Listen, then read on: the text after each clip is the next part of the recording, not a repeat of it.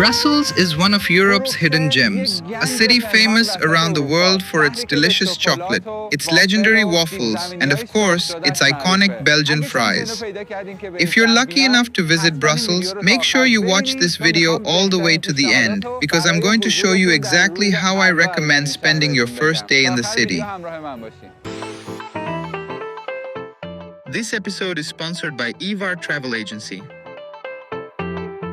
Today's entire itinerary can easily be explored on foot through the historic center of Brussels. Before you begin, I recommend opening a map and marking each of the places I'll introduce. That way you can follow the same circular walking route and make the most of your day without wasting time doubling back. Everything in Brussels begins at the Grand Place, so that's exactly where we should start. This magnificent square is considered the heart of the city, and many of Brussels' most famous landmarks are located just a short walk from here. The Grand Place, or Grote Markt, as it's called in Dutch, is one of the most extraordinary public squares anywhere in Europe. Surrounded by remarkable historic architecture, it has been the city's focal point for centuries. Throughout the year, it also hosts seasonal events, festivals, and special celebrations that make every visit a little different. The magnificent Brussels Town Hall, the Brussels City Museum, and the beautifully preserved guild houses, with their ornate facades, golden decorations, and centuries of history, are all part of what gives this square its unforgettable character.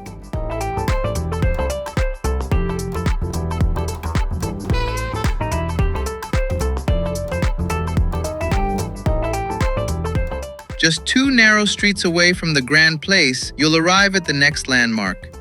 It may sound a little unusual, but one of Brussels' greatest symbols is a small statue of a little boy. Known as Manneken Pis, this tiny bronze statue has become one of the city's most recognizable icons. According to one of the most famous local legends, the little boy saved Brussels by urinating on the burning fuse of explosives, preventing a massive explosion and ultimately saving the city. Just a couple of streets away, you'll come across another impressive landmark, the former Brussels Stock Exchange.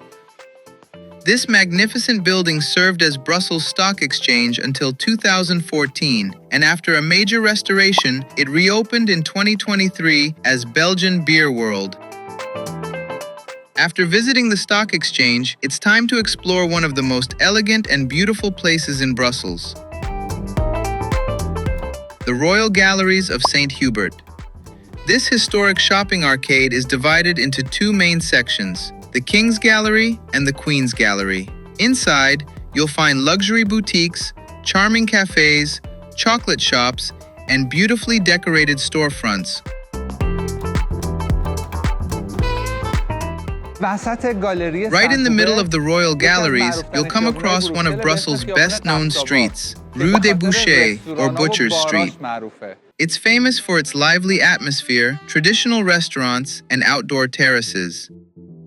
If you'd like to try some authentic Belgian cuisine, don't miss the opportunity to taste mussels, one of Belgium's signature dishes. And of course, you absolutely have to try authentic Belgian fries.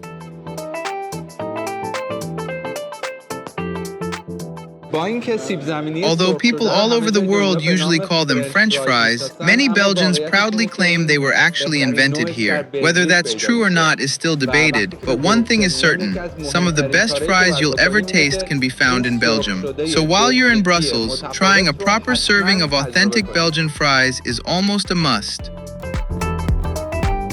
Just a short walk beyond the Royal Galleries stands the city's magnificent cathedral, St. Michael and St. Gudula Cathedral.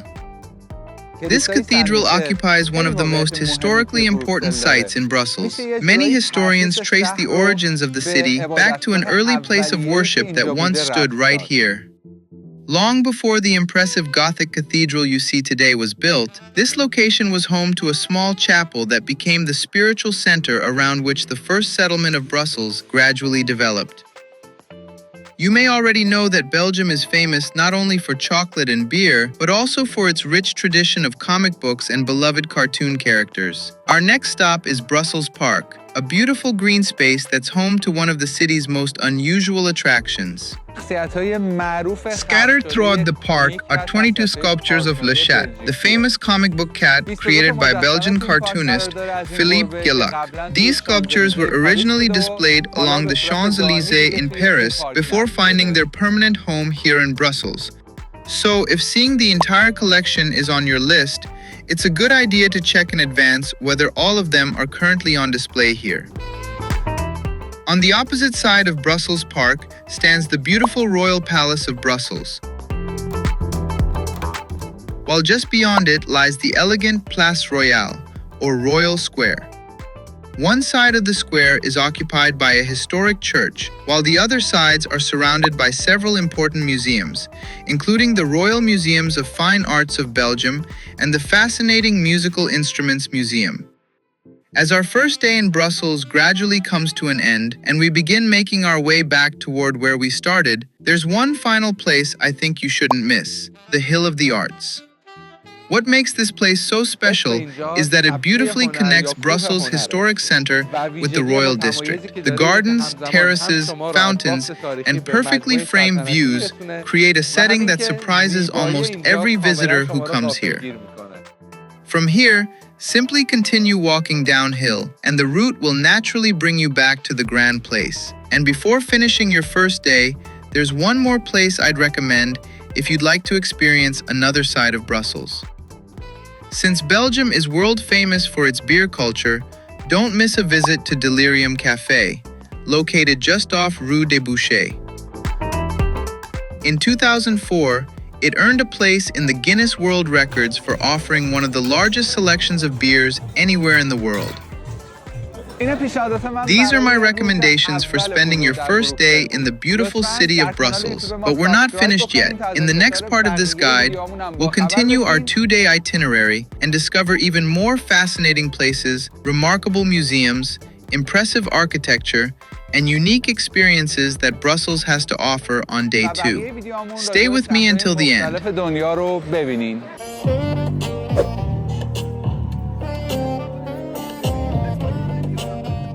If you're interested in cars and automotive history, if you grew up reading The Adventures of Tintin, and if you enjoy Belgian chocolate, waffles, and other local specialties, you're going to love what comes next. Today we'll discover the attractions and experiences I recommend for your second day in Brussels. And I'm pretty sure you'll be surprised by just how much this fascinating capital has to offer. Today's itinerary will take us farther from the historic center, so we'll be using taxis or public transportation for some of the journey. But before we leave the old town behind, there are still a few more places nearby that are definitely worth seeing. One of them is Brussels' famous collection of comic murals, especially Tintin. These colorful murals are scattered throughout the city, and several guided walking tours are dedicated entirely to discovering them. If you're interested, your hotel reception can usually help you book one of these tours. There are also 2 more famous statues hidden around the historic center, both inspired by the city's best-known little hero, Manneken Pis. One is Manneken Pis, the female counterpart, and the other is Manneken Pis, the city's peeing dog. Now it's time to grab a taxi and head to Place Poulart. This large square sits high above the city and offers one of the best panoramic viewpoints in Brussels. And during certain seasons, you'll even find a giant Ferris wheel that lets you admire the city from an even higher perspective. Standing right beside the square is the monumental Palace of Justice. It's one of the largest and certainly one of the most impressive buildings in Brussels. The street directly opposite the Palace of Justice leads you toward a beautiful park and one of Brussels' most important churches. Surrounding Petit Sablon Park are 48 bronze statues, each representing one of the historic trades and guilds that once played an important role in the life and economy of Brussels. The park itself was created to honor Counts Egmont and Horn, two Belgian noblemen who became national heroes after resisting Spanish rule during the 16th century. Just across from the park stands Notre-Dame du Sablon, one of the finest Gothic churches in Brussels and one of the city's most important religious landmarks.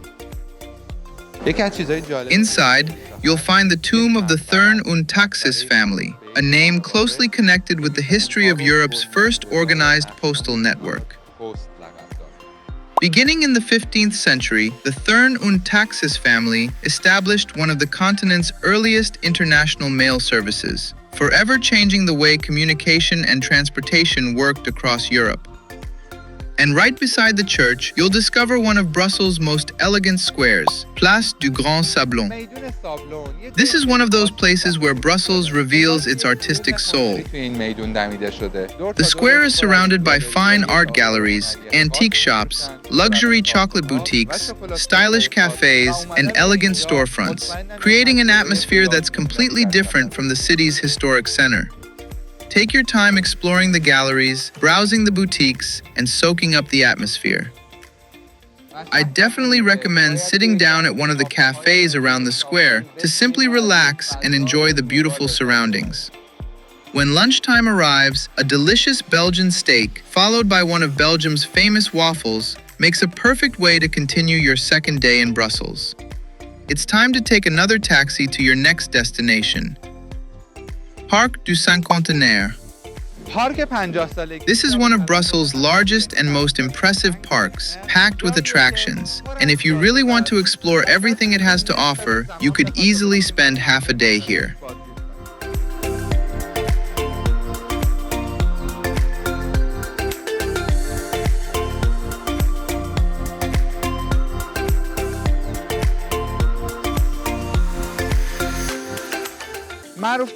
The most recognizable landmark in the park is the magnificent Cinquantenaire Arch. This monumental triumphal arch was built to commemorate the 50th anniversary of Belgium's independence and has become one of the country's most iconic landmarks. Standing on either side of the arch are two fascinating museums. The first is Auto World. If you're passionate about cars or simply enjoy automotive history, this place is a paradise. Opened in 1986, the museum displays more than 1,000 vehicles, allowing you to follow the evolution of the automobile through different eras. You'll see how technology, safety, design, and environmental awareness have transformed the automotive industry over the decades. And the second museum is the Royal Museum of the Armed Forces and Military History. This remarkable museum tells the story of military history and technology across more than 12 centuries. One of its biggest highlights is the impressive Aviation Hall, home to dozens of historic aircraft displayed beneath an enormous glass roof. If you're interested in aviation, engineering, or military history, this is definitely one of the places you shouldn't miss in Brussels. But if you're visiting Brussels during the summer, there's one more experience I'd highly recommend before moving on. Find a quiet spot on the grass, sit down, relax, or even do what many locals love to do. Stretch out under the trees and enjoy a picnic. Finally, walk over to one of the most important buildings of the European Union, located just beside the park, the Berlaymont building. This is the headquarters of the European Commission.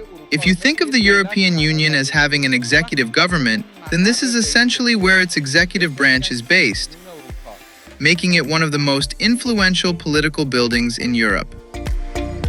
And before you leave Brussels, don't forget that there are still a few more remarkable places worth visiting. One is the Atomium, the giant structure originally built for the 1958 World's Fair. Another is the Hergé Museum, dedicated to Tintin and his creator, Hergé.